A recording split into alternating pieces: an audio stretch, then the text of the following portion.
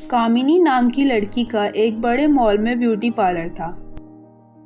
कामिनी को बचपन से ही लोगों का मेकअप करने का शौक था। मोहल्ले की औरतें करवा चौथ और बाकी त्योहारों पर कामिनी से ही मेकअप करवाती थी।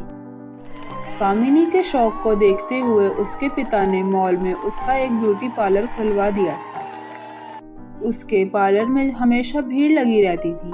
कामिनी अपने काम में जितनी अच्छी थी, उससे कहीं ज्यादा घमंडी थी। एक बार एक गरीब लड़की कामिनी के ब्यूटी पार्लर में आती है। दीदी, क्या आप मेरा मेकअप कर देंगी? नेक्स्ट वीक मेरी शादी है। हाँ हाँ, क्यों नहीं। तो बताओ कौन सा वाला पैक लोगी तुम?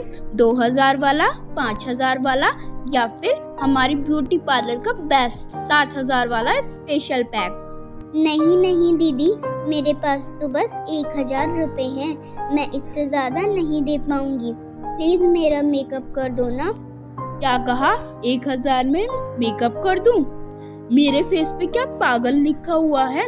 अरे जब पैसे नहीं हैं तो इतने बड़े ब्यूटी पार्लर में तुम आई ही क्यों?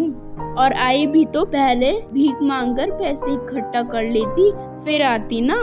बेकार में मेरा इतना टाइम वेस्ट कर दिया। चल भाग यहाँ से, स्टूपिड।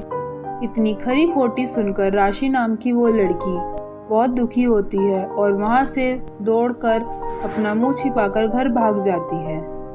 कामिनी के हाथों मेकअप करवाने के लिए दूर दूर से अच्छे अच्छे घरों की लड़कियां और महिलाएं आती थी और इस काम के बदले उसे मोटी रकम देकर जाती थी। इसलिए कामिनी के अंदर घमंड आ गया था। वो किसी से सीधे मुंह बात तक नहीं करती थी। एक दिन कामिनी की बुआ की लड़की निशा अपनी दीदी के ब्यूटी पार्लर में आती है। अरे निशा, तू यहाँ क्या कर रही है? और आ भी गई तो कम से कम ढंग के कपड़े तो पहनकर आती। ऐसे ही फटीचर हालत में आ गई। पता है यहाँ मेरी कितनी रेप्यूटेशन है? मेरी इज्जत का फालूदा करवाएगी क्या? कामिनी की बात सुनकर निशा के चेहरे का रंग उतर जाता है। वो बड़े अरमान लेकर अपनी दीदी से मिलने आई थी। अपनी दीदी के इस रूखे व्यवहार के चलते वो बेचारी निराश होकर पार्लर से चली जाती है। उसी शाम काम खत्म होने के बाद कामिनी पार्लर बंद करके अपने घर जा रही होती है। बस स्टॉप पर खड़े खड़े उसे बहुत देर हो जाती है, लेकिन बस नहीं आती।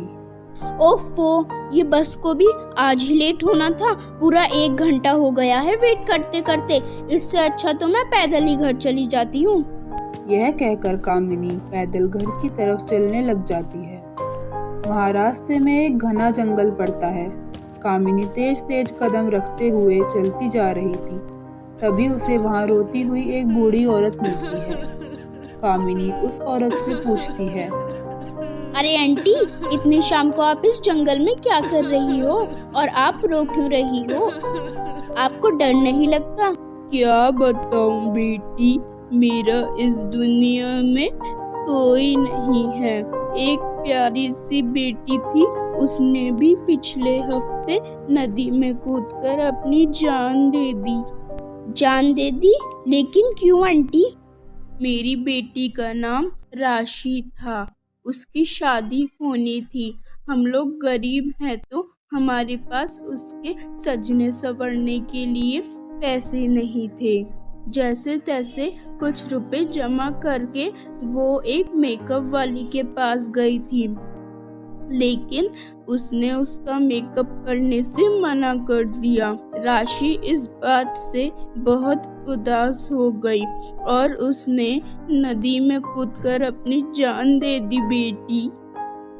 बूढ़ी औरत की बात सुनकर कामिनी के आंसू गिरने लगते हैं और उसे अपनी गलती का एहसास होता है। अरे बेटी, तुम क्यों रो रही हो? मेरी किस्मत में यही लिखा था तो यही सही। आंटी, आपकी बेटी की इस हालत की जिम्मेदार मैं हूँ। हाँ आंटी, मैं ही वो मेकअप वाली हूँ जिसने आपकी बेटी का मेकअप करने से मना कर दिया था। मेरे घमंड ने मेरी आंखों पर बेशर्मी का पर्दा डाल दिया है। आंटी, मुझे माफ कर दो।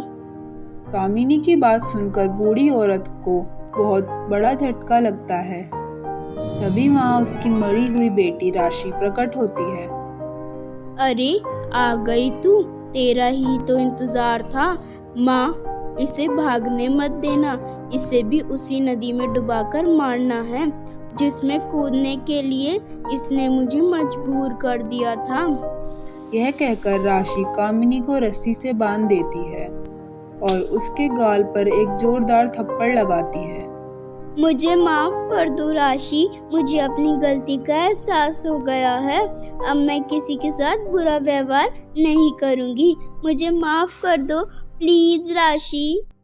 कामिनी की बात सुनकर राशि और गुस्सा हो जाती है और कामिनी को एक और थप्पड़ लगाती है। इसी दौरान वहां एक तेज रोशनी होती है और अगले ही पल एक परी प्रकट होती है। रुको राशि, ये तुम क्या कर रही हो? मैं जानती हूँ कि कामिनी ने तुम्हारे साथ अच्छा नहीं किया, लेकिन इसका मतलब ये नहीं कि तुम इसकी जान लेने का अधिकार मिल गया है। कामिनी को अपनी भूल समझ आ चुकी है, इसे छोड़ दो और तुम्हारी आत्मा को शांति मैं दिलवाऊंगी, मैं वादा करती हूँ। परी की बात राशि को और उसकी माँ को समझ आ जाती है और वो कामिनी की रस्सी खोल देती हैं। वहीं कामिनी भी अपनी करनी के लिए राशि से माफी मांगती है और परी रानी के सामने आगे से किसी के साथ बुरा व्यवहार ना करने की कसम खाती है। तभी परी अपने जादू से राशि और उसकी माँ की आत्मा को मुक्त कर देती है और खुद भी गायब हो जाती है। अगले दिन से कामिनी कभी किसी को तंग नहीं करती। उसका घमंड हमेशा हमेशा के लिए चकनाचूर हो जाता है और अब वो गरीबों की मदद करना सीख जाती है। उसका बदला व्यवहार देखकर सब लोग उससे प्यार करने लगते हैं। तो दोस्तों, कैसे लगी आपको हमारी यह कहानी? अगर दोस्तों आपको यह कहानी पसंद आए तो इसे लाइक, शेयर, कमेंट और हाँ, सब्सक्राइब जरूर करें और अपने दोस्तों के साथ भी शेयर करें।